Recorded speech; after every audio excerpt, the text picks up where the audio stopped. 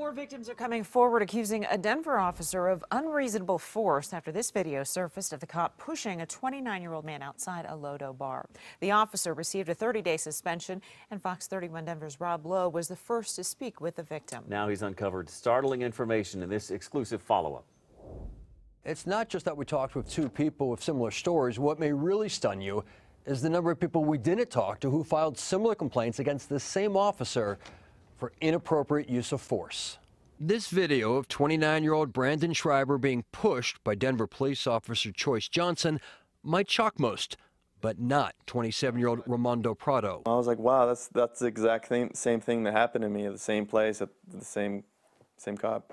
In 2013, Prado suffered a cut above his eye after he says he was slammed against a brick wall by Officer Johnson at the One Up bar. And then when I was on the ground, he started kicking and punching me, and then I was grabbing my face, trying to protect myself. Did you ever kick or fight back? No. He punched me in my face when I requested his badge number. Talia Hinton's case goes back to 2007 at the Trax nightclub, where once again Officer Johnson was working off-duty, moonlighting in uniform. Even in the video, he's standing the same way that he was in front of me that night before he hit me. Without that camera, it would have been my word against his. Brandon Schreiber, Talia Hinton, and Ramondo Prado are three of the 18 people who have filed inappropriate force complaints against Officer Johnson since 2004. And only the last complaint, Brandon's, was substantiated. If I didn't have the video, I'd still be fighting the city.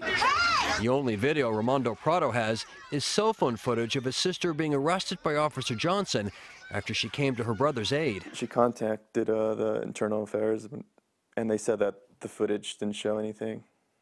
Do you believe that? I don't. I really don't. In fact, an email from Prado's sister to Internal Affairs read, "Yesterday, you told me that the One Up gets rid of their surveillance video from the inside of the bar after 3 days." She asked, "What about the cameras outside?"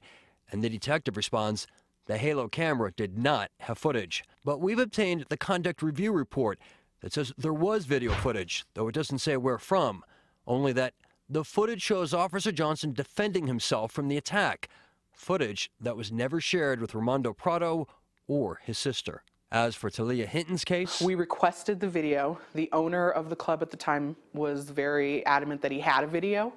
And when we made our next court appearance, he said that it had been accidentally erased. Did you believe that? No, and neither did my attorney. Brandon Schreiber's attorney finds it hard to believe that 17 out of 18 accusations had no merit. This is what happens when we don't discipline officers.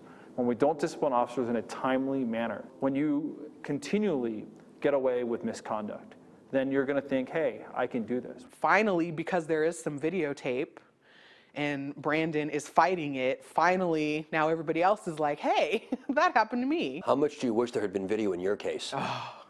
He would have lost his job then. Instead, 8 years later, Johnson is about to serve his first suspension, 30 days without pay. Officer Johnson is appealing his suspension, which begins this Sunday. All three victims we interviewed were all charged with various misdemeanors ranging from resisting arrest, interference to assaults. All eventually had their charges dismissed. Rob Lowe, Fox 31 Denver.